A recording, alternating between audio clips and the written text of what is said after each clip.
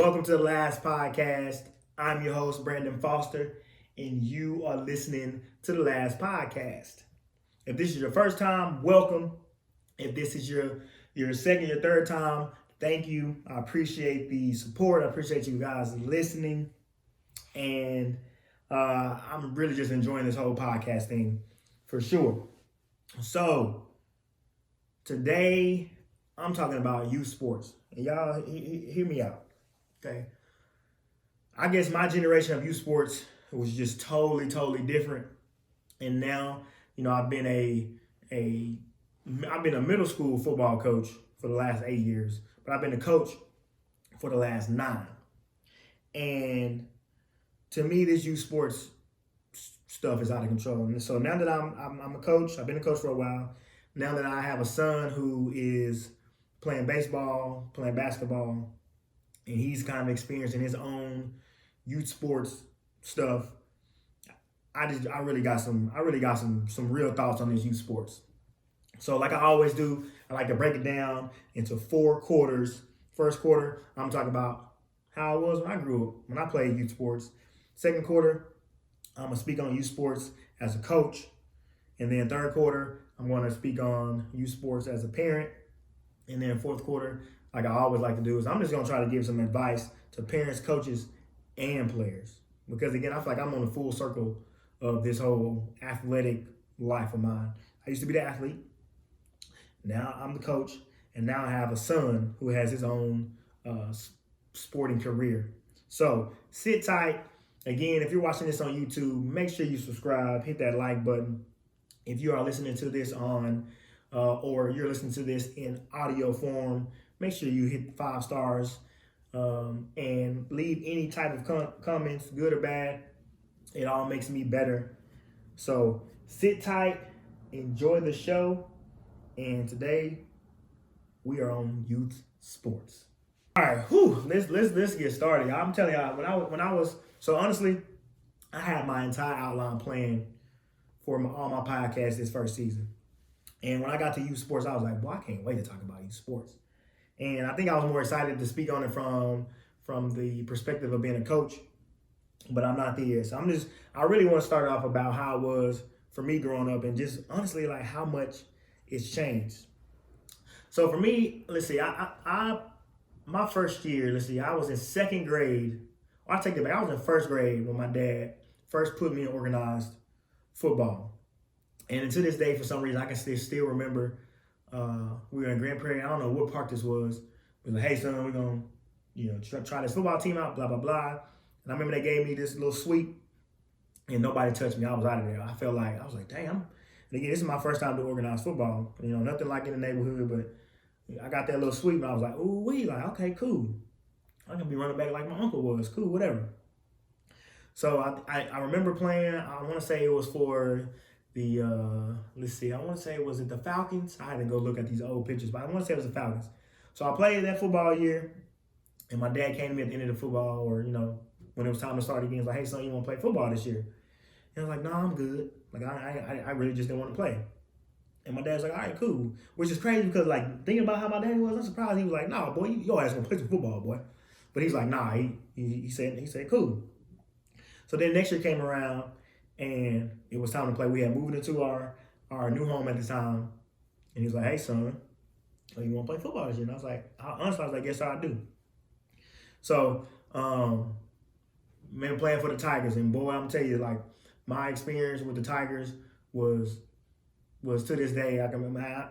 I think one of my top performing posts on Facebook was a picture of our team picture for the Tigers. And I mean, we had probably about 300 comments, just us going back and forth about how it was. I mean, Coach Ed, all of our coaches just growing up, and I can just remember that really, for me, established like what football was. And they gave me the nickname Turtle because, like, to this day, bro, like, I really have no neck, which that's why, like, I be getting low-key jealous sometimes. I see these dudes in their suits and they get to wear these bow ties. Bro, I cannot wear no bow tie. Like, bro, that bow tie would be at my bottom lip because I have no neck. So they used to call me Turtle. Because literally, like, my helmet would just sit on my shoulder pads. I was out there looking real weak until the boy out there had to skirt. Them boys couldn't catch me on those sweeps. They wasn't talking about turtle then. I was the opposite of a turtle. So my experience in youth football was just like we played at a certain time of the year, and that was it. And I did this from third grade all the way up to sixth grade when it ended. And like I say, I can always just like I had great memories of playing for the Tigers, except the fact that we could never beat the Highlanders, and I never won a championship. And I just remember every game I scored a touchdown, even though my boy Zach or Omar, them boys always somehow they always got two touchdowns. And it was crazy is it's like the first time I would touch the ball, it's a touchdown, and then I run the same play and get tackled, or I couldn't get a touchdown. I averaged literally one touchdown a game. That was it. So and again that's the only thing I played was football. Or I take that back. I did do summer track. Let me tell you this about the summer track. First of all, shout out to all these coaches and players who do summer track. Because first of all, we live in Texas. It's 1,000 degrees in Texas, but on a track it's like double. So if it's 100 degrees temperature wise, it's 200 degrees on the track. At least it feel like 200.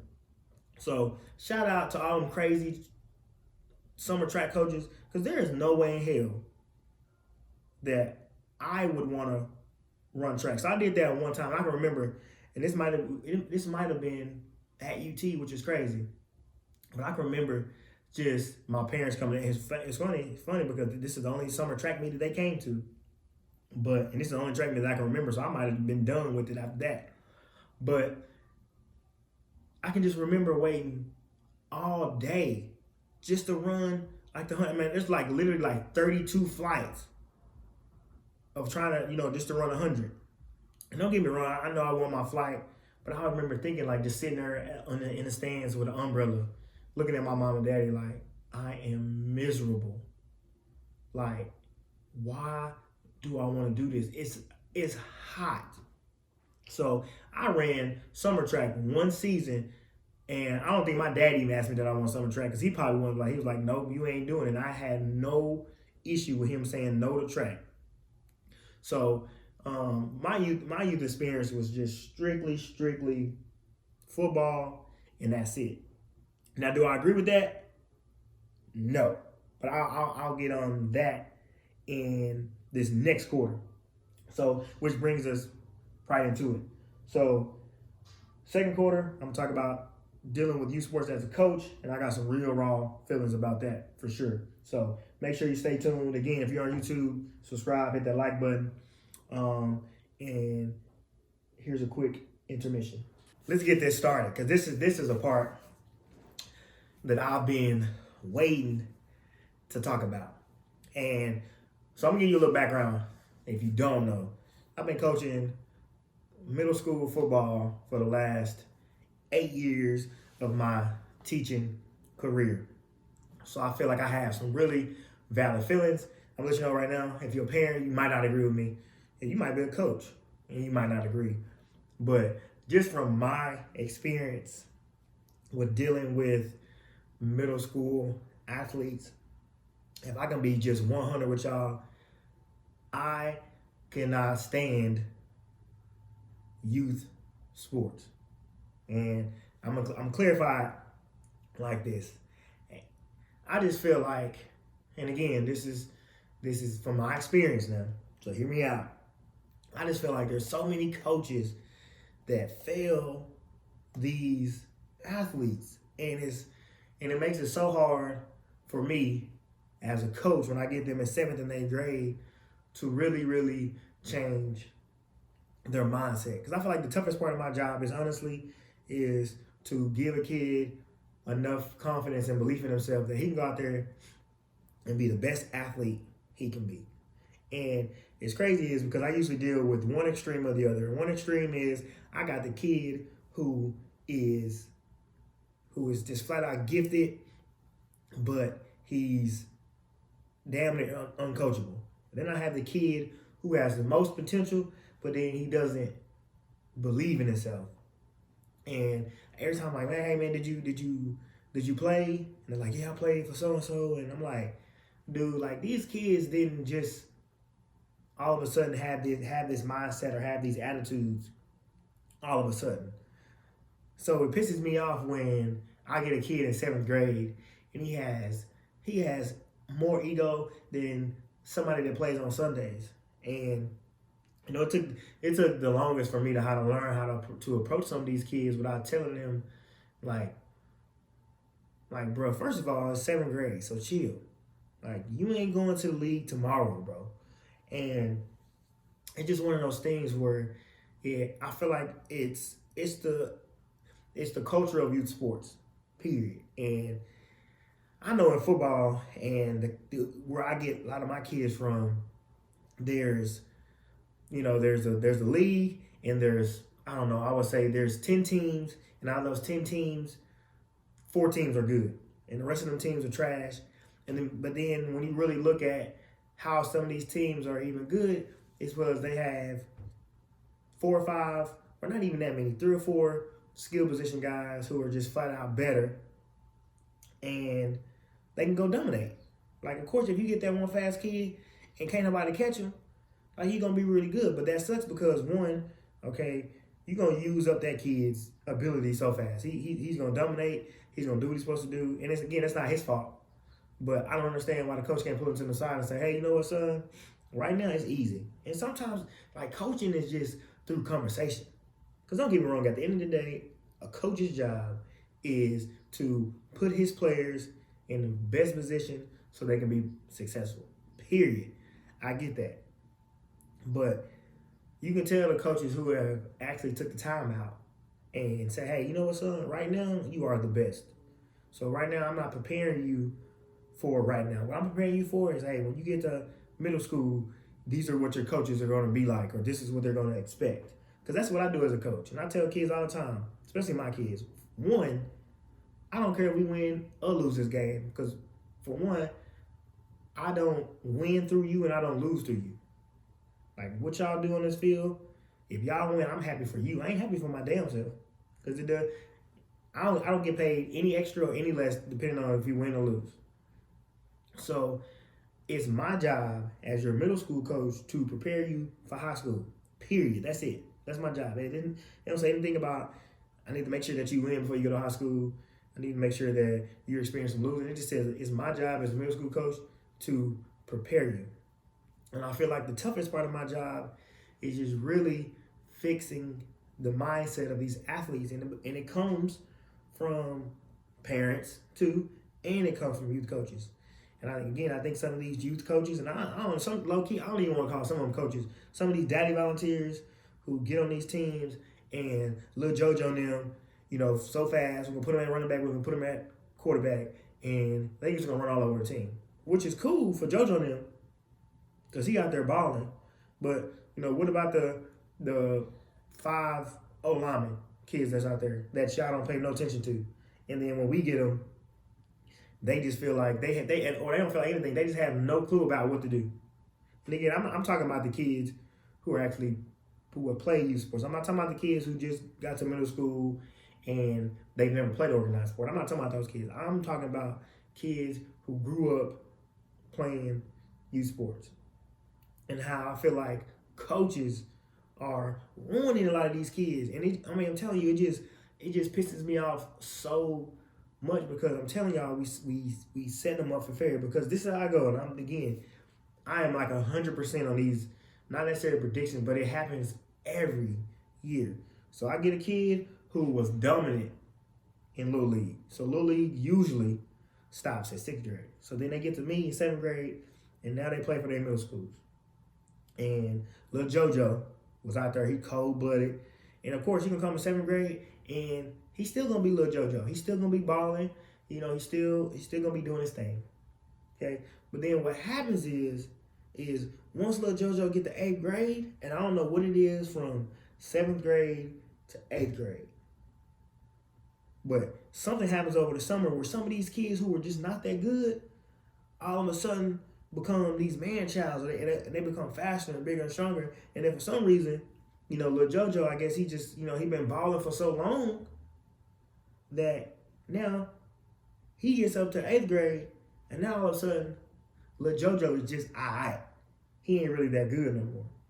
And it's crazy watching these kids go through this little transition when they realize, like, damn, I'm really not that good anymore. And then they become uncoachable. Then it becomes, oh, coach don't like me. Then it becomes, well, my daddy said I'm playing the wrong position. And I'm telling you, like, it is the worst experience ever as a coach. And when you can tell, when you can look at some of these kids and say, bro, I already know how it's going to go for you. And I'm one of them coaches, I just keep it 100 with my kids.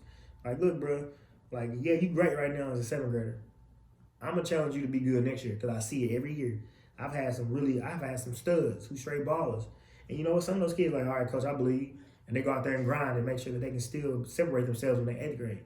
But most of them, they don't believe me. And then they get to 8th grade year and it's like, oh, dang, you was right, coach. Then all of a sudden, they ain't even the quarterback or the running back no more. Then it's all, well, coach don't like me. Well, I can't wait to go to high school. And then they get to high school and it's the same thing. And then I look up and it's their sophomore, junior year, and they're not even playing football no more. When, honestly, if the youth coach would have, one, prepared the kid mentally, it would have made my job a lot easier, period. So, I'm telling you, like, I feel like that's the worst thing ever is, and I say youth sports, but I guess I'm specifically speaking on youth football. And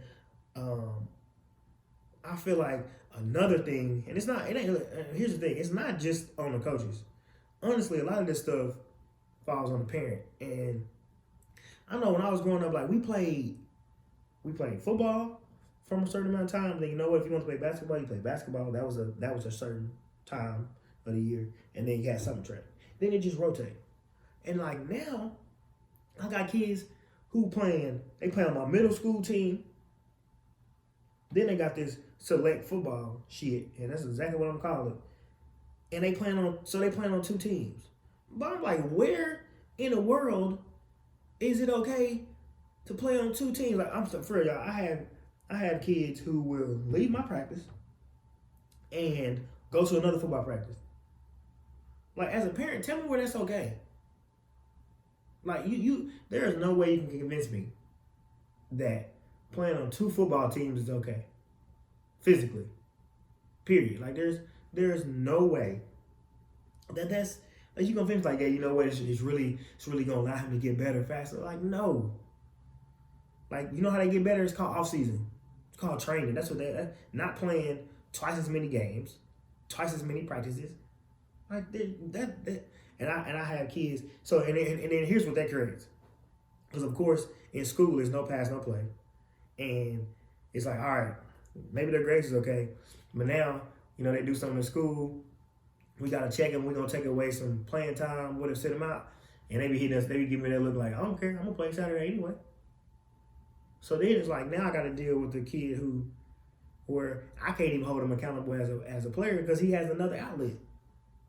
So parents, if you listen to this or whoever listens to this, you know somebody that's doing this, but tell them to listen to this.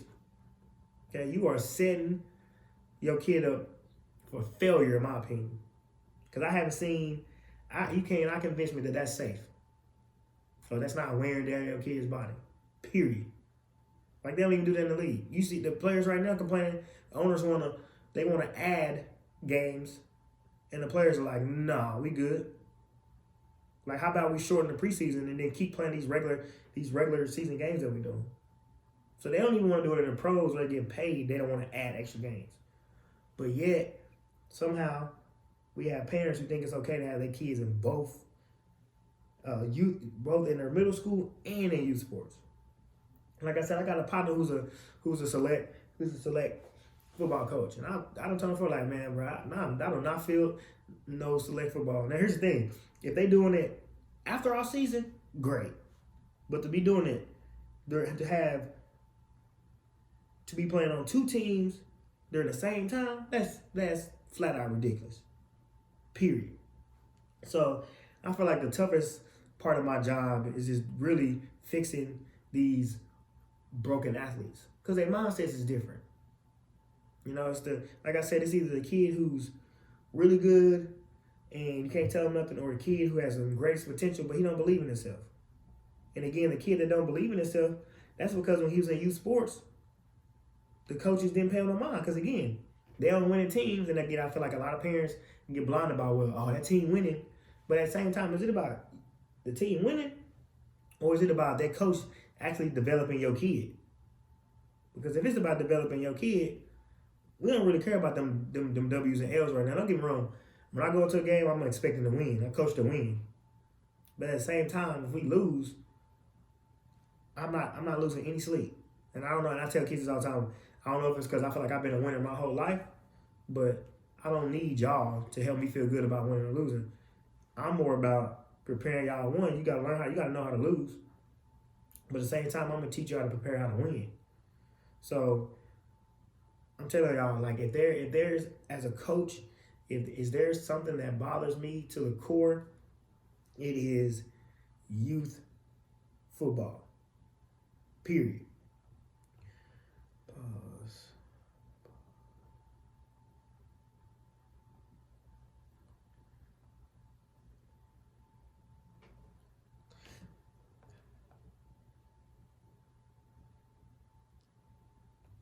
All right, so again, as you can tell, I'm just very, very passionate about youth sports. And again, I probably highlighted the bad side.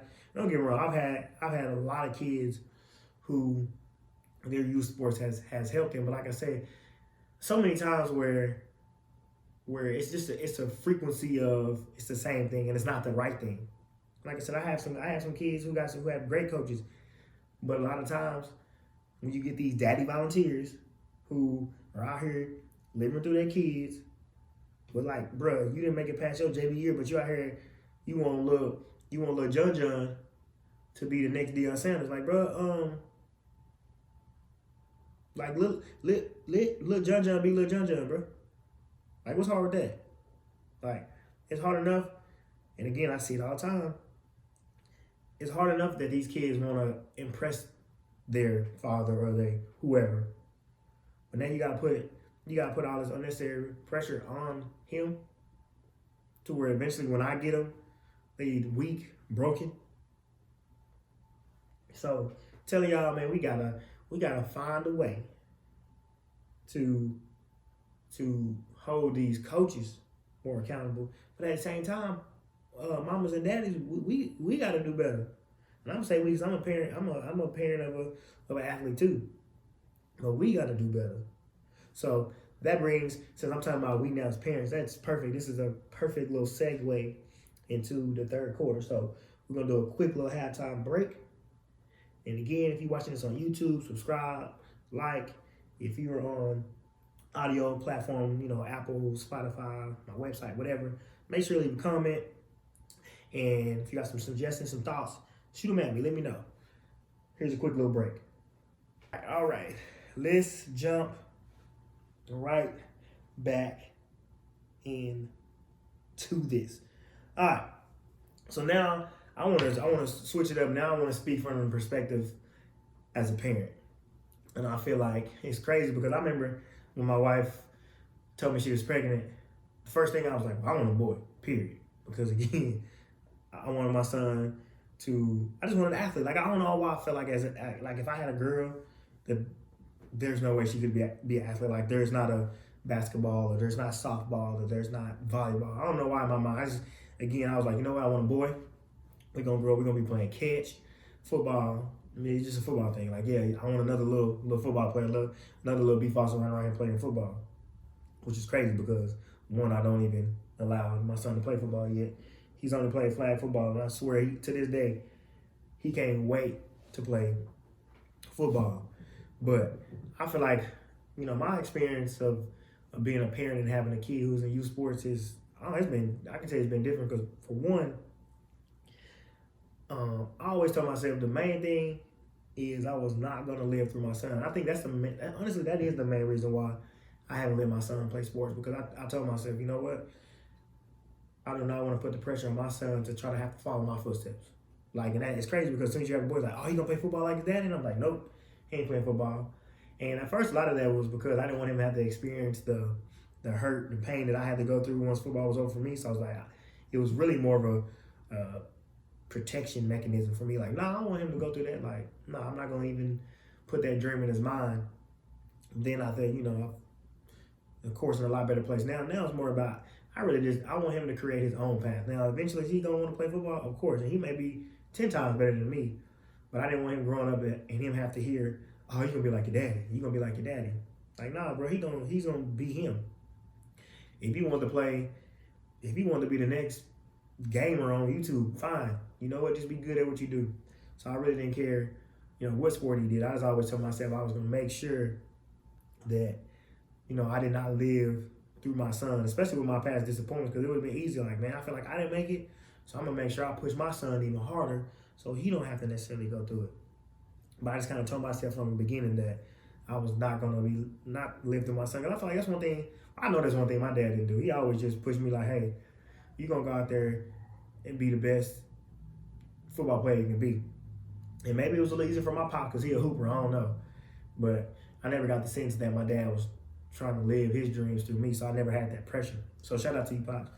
But man, I'm gonna tell you this. Like, no, so my son plays baseball, and if there's a one crazy youth sport out there that's even more crazier than youth football, it's baseball. So parents, shout out, if you're a parent of a baseball kid, I don't know how you do it, because between these coaches and some of these daddies, I'm gonna tell you this, I've seen more dads who live through their kid than dads who I consider like me, who just out there to support their kid and go out there and get better. Because at the end of the day, that's what it should be about. You should just want your kid to go out there and get better. Like, honestly, why would you care about your son being the best eight-year-old out there right now, or best 9-year-old? Because, and it's crazy because I always try to find myself, like, every time I feel like these dads are be living through their kids, I hate them with that. Yeah, bro, I just don't really want my son peaking at 8 years old, 8, 9 years old right now. Like, I don't see no scouts out here yet. You can tell when you say that sometimes, they look at you like what you trying to say, and I'm looking at them like I'm saying exactly what you think I'm trying to say. You're just trying to be, not rude about it. And it's just one of those things like, bro, like, why does it matter so much to you? And for me, don't get me wrong, I'm hard on my son, but I'm more about attitude and effort. Like, if I can see bad body language, like, I'm pissed off. Like, I'm giving him that look like, boy, I beat your ass right now. Like, you better get it together. Or if it's like, if you just feel like your son don't have, like, it's not, he's showing that effort or that belief. But if my son, strike out, I'm more looking at how he gonna respond to it more than like, yeah, he struck out. And don't get me wrong, I want my son to go out there and crank that joker every time. Like, I want you to knock that dang white ball smooth over the fence. But again, if it don't happen, like, I am okay. But you'd be surprised how, and again, I'm speaking from baseball because I'm speaking as a parent now, and from what I've seen, like, it's low key, like, you feel bad for some kids because you can see like their fear of like disappointing their parents. And don't get me wrong, like, I'll admit, I had one of those sons where if he messes up, the first thing he do is he looks for me. And like, I used to be like, bro, like, your coach talking to you, or like, bro, you just struck out, go sprint back to the dugout. Like, no, he's looking at me to see what kind of response I'm gonna give him. And I used to make him kind of feel bad because I'm like, don't get me wrong, sometimes I'm like, what is boy sorry? Like, I'm like, bro, you could have did better than that. But you can see those kids whose dad put that like pressure on them, where like, you know what? Like, them kids feel like my daddy don't even love me. Oh, mama too. Mama too. This ain't just no daddy thing. I done seen mamas too. Like, oh, my mom and dad don't love me because I didn't do good. And I'm like, bro, it is not that freaking serious. And I don't get me wrong, it's crazy because I've come across a couple dads who played, either collegiate level or they played at the professional level. And you can always tell, and this is through my experience, and it's not true, it's not 100% true, but you can always tell the dads who played at a high level and the dads who wanted to play at a high level. Because every dad I've met that played at a high level, specifically in baseball, like, baseball is just a little different, but like the few dads I met who played like college ball or pro ball, like their mindset is like mine. Like, they're 9 years old. Like, I really don't need him to be good. Like, I really just need him to know his basics. How to swing a bat. How to turn his hip. All that good baseball lingo that I have no clue about. And that's what I need him to do.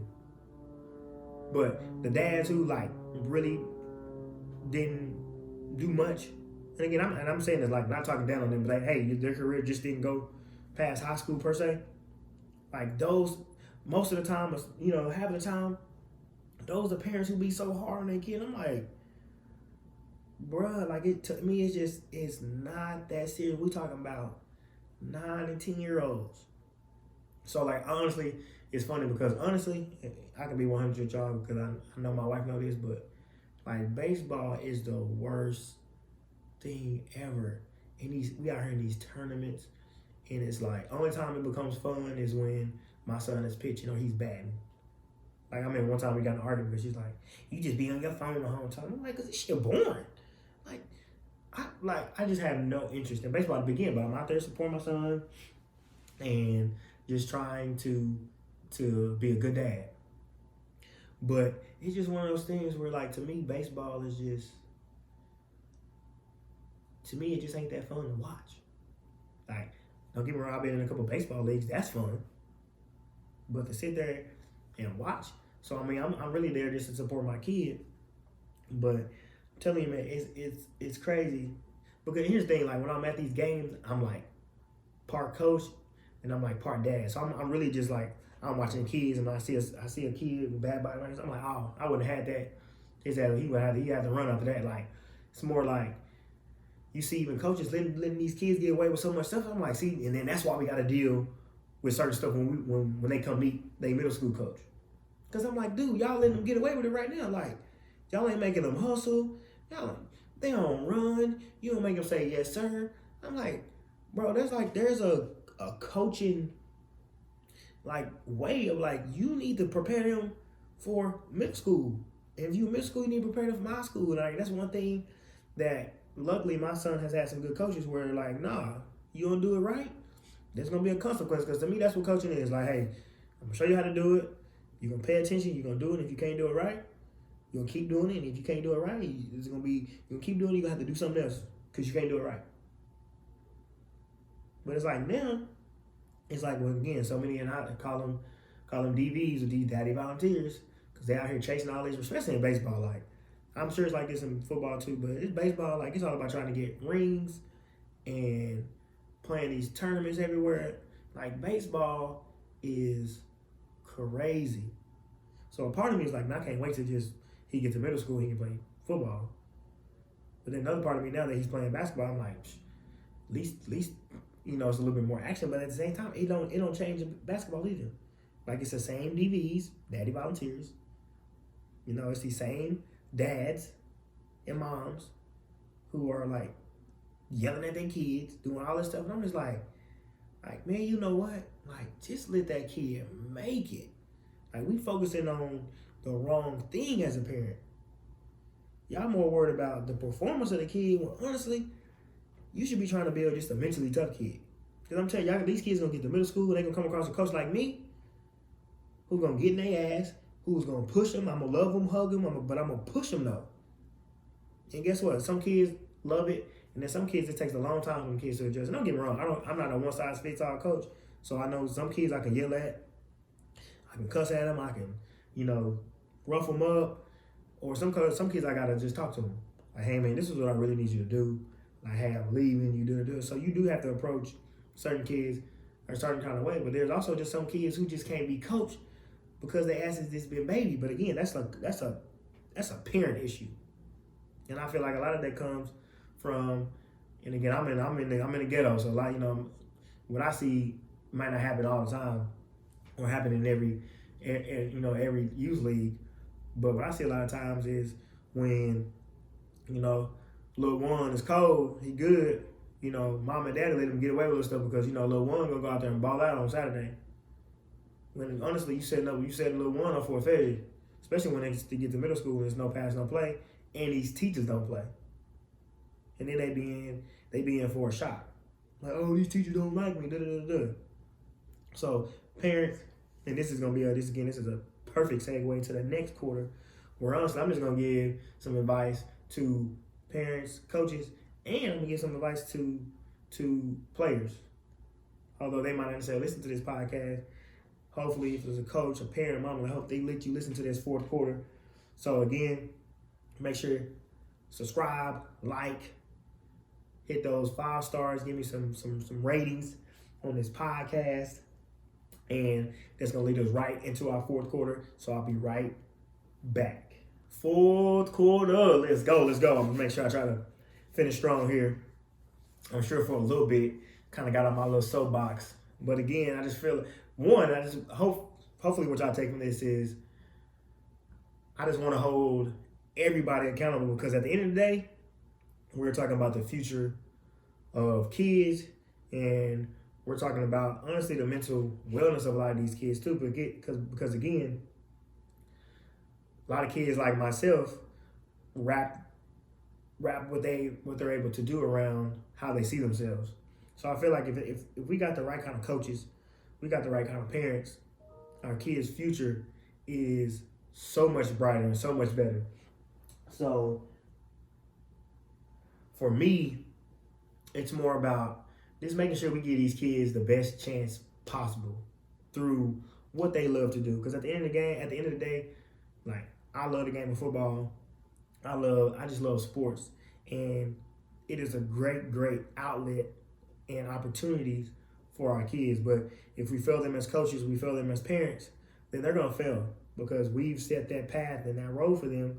And if we don't do our job, then it just makes it harder for them. So from a coaching standpoint, my advice to parents is, one, remind your kids that they're not just an athlete. Okay? One, get into the habit of calling them student athletes. Because like I tell my kids all the time, I teach leadership, and a lot of these kids have aspirations to go pro, which is great, because I'm never going to tell a kid that you can't go. But what I do explain to them is the process of how all that stuff happens. And up until you're a professional athlete, you're going to be called a student athlete. Student being first for a reason. That's the most important. So make sure that you are building these kids to be well-rounded, because that's another. And again, and what's crazy is I was one of these kids. I remember getting in 7th grade and I couldn't pass. All of a sudden, I'm like, and to remind you now, I grew up first through 6th grade, never failed a class. Then all of a sudden got to 7th grade and I lost my mind. Like I couldn't go out there and pass a class. And so I just started telling these kids now that you are a student athlete. And I always teach and talk to your kids in the perspective of you preparing them for the future, period. So you got you a young kid now, tell them you hard on them right now, because this is how it is going to be when you get to middle school. Coaches ain't going to play. Because when I get them, I'm going to tell them, hey, this is how high school is going to be. When high school gets them and they have that chance, they're going to tell them, hey, well, this is how college is.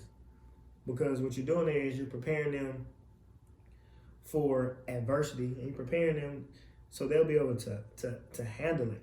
And it doesn't matter, honestly, what kind of coach that kid has. If he has a parent at home, whether it's just the mom, whether it's the dad, or whether it's both parents, or whoever raising that kid, you need to be able to tell your kids needs to be able to handle adversity at any cost. Because that's all sports is. That's what makes us who we are, is we're able to handle adversity at a moment's notice.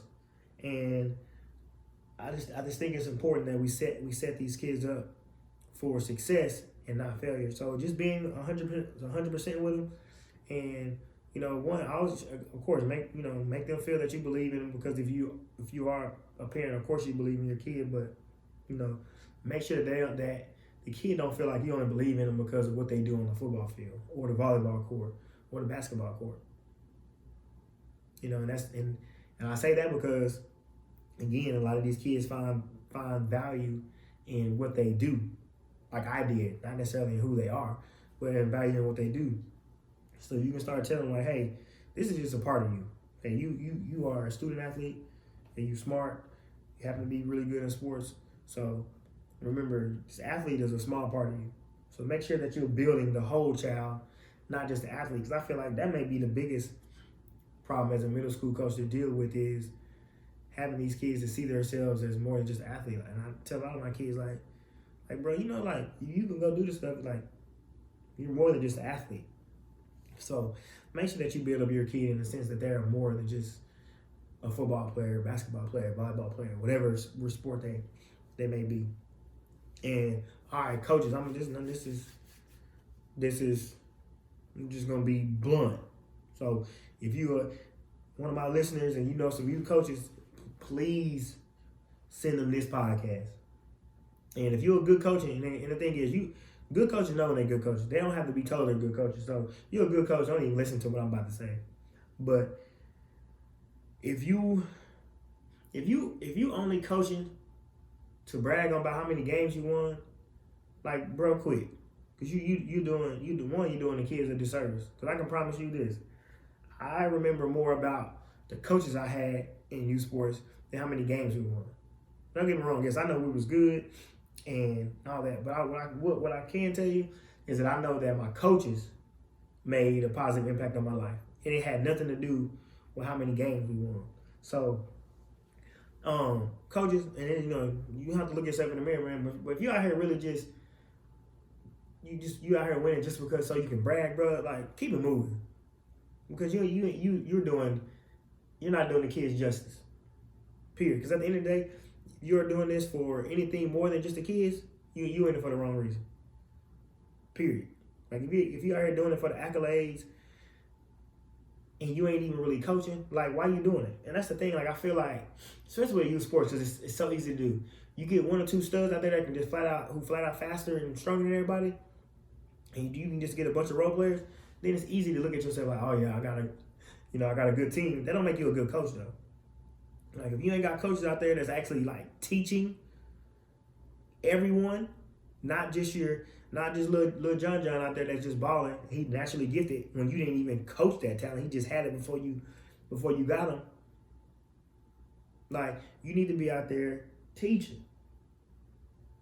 And again, I know my sample of kids is small as just in Grand Prairie, but I do get kids from everywhere, and I get tired of seeing these kids who, one, either don't believe in themselves, or two, they believe in themselves so much, it's like you can't. Now, as a coach who's been there, done it, I can't even coach them or reach them because their head's so damn big. But then what happens is they get the A grade, they ain't that good, they ain't as good anymore. Then they get to high school where it get real, where everybody becomes good, and then they can't handle it. Because you know what? We done patted little John on the back so much. We never humbled him. We never prepared him for the future. Because honestly, that's what you got to do with kids who that good. You prepare them for the future. You tell them, like, bro, you good right now, but I'm trying to prepare you for you to high school so you can be just as good. So, coaches, if you ain't out there teaching, keep it moving, bro. It's easy to go out there and put a fast kid at quarterback or put a fast kid at running back and let him go run around. That's easy. That's not coaching. That don't make you a coach. But if you out there, if you're a little league coach and you're out there preparing your kids for middle school, then now you coaching. You teaching your DBs how to backpedal. You teaching your running backs how to take a handoff. You teaching your quarterbacks how to throw a ball. Now you teaching. Because it's easy to tell the kids who've been coached, but it's very easy to tell the kids who just was on a team and they was winning. But here's the thing though. Parents, you got to hold the coaches accountable. Because it was one thing I can't stand. I hear this stuff all the time, especially in the stands. What y'all coaches doing? Y'all know what y'all doing. When it's like, and then this is me, because, I get like attitude. Like, for one, your son ain't that damn good anyway. And that's okay. Because you know what? He don't need to be that great right now. But again, they so used to, they was playing on these little youth football teams, and the team was so good. See, but what you didn't realize is your son wasn't getting coached. You were just on a good team. So then we gotta have these little waste our time, these little conversations. Well, I don't understand why he's not playing, and all this other stuff. He started the last 3 years he's in youth sports. Oh, that's cool. It don't look like it though. Like, we won all these games. Like, great, you're right. You won all the games because y'all got 3 or 4 players that can run. That's fast. Not because the O-line was blocking great. So stop being fascinated, parents, by how much a team win and go out there who getting coached. Because honestly, you preparing for the future. You should care less about how many games they win when they was little, if the team was that great when they was in middle school, You need to be looking for coaches who can coach. And again, I used to think that like if you didn't play football, you couldn't coach. But that ain't true because you can be a good coach and not necessarily play the position of play football. So the parents hold these coaches accountable that they're out there teaching your kid so they can actually reach their full potential. So that's my spiel on that. Now, lastly, I just want to give advice to kids out there, and this is like coach perspective. This is just be Foster talking at this point. No matter what, whether you got that parent who is overbearing, who is just you know that they kind of living through you, like you know your dad didn't necessarily make it, so he pushing you or whatever. For one, only play the game if you want to play the game. Period. Like ain't nothing worse than you out there playing because somebody wants you to. That's the worst thing you can do. So if you ain't out there because you want to, then you're gonna have to man up or woman up and just stay straight up. I don't want this is not what I want to do, and that's okay. Because once you say that, you go out there and go find something else that you love to do. So that's the first and main thing.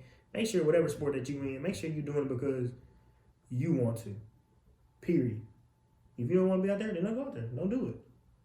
Because those are some of the hardest conversations I've had with kids where I have to motivate my kids and convince them to go tell their dad that they don't want to play.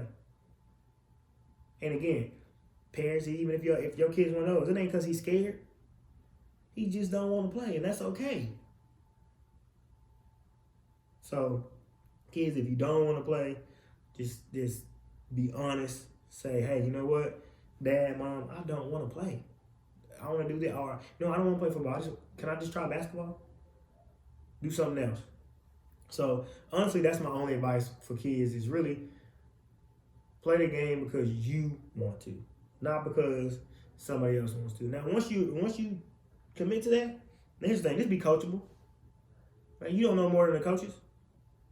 Because if you did, you'll be a coach. So, go out there, be coachable. Do your best, and again, honestly, here's the secret. You don't need to be the best until you get to high school. Because you don't know how many times I had a kid who was on B team. He's an 8th grader on B team. By the time he was a senior, he got a D1 scholarship. And then the kids that I had on A team, who was my stud, and who I really thought was gonna go do something, he gets to college, and he basically walks out his freshman year. So, what you do in middle school or how good you are in middle school really doesn't dictate how great you can be in high school. So that's why I have such an issue with youth sports because as parents, we put so much stock into when our kids are 7, 8, 9, 10, 11, 12, 13 years old. And that's why I always love to tell these dads, like, hey, I don't need my son to peak when he's in 4th grade. I need my son to peak when he's in 9th, 10th, 11th grade when there's somebody that can actually make a decision that can influence his future. That's why I need him to be his best.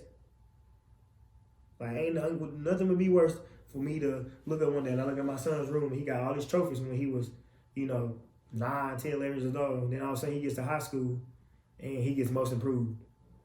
Or, even worse, he don't even like the game. He's burnt out. His body's tore up. That would be the worst thing that can happen. Not even necessarily about the accolades, but just all the time wasted because I invested so much instead of just letting him kind of find himself, letting him commit on his own.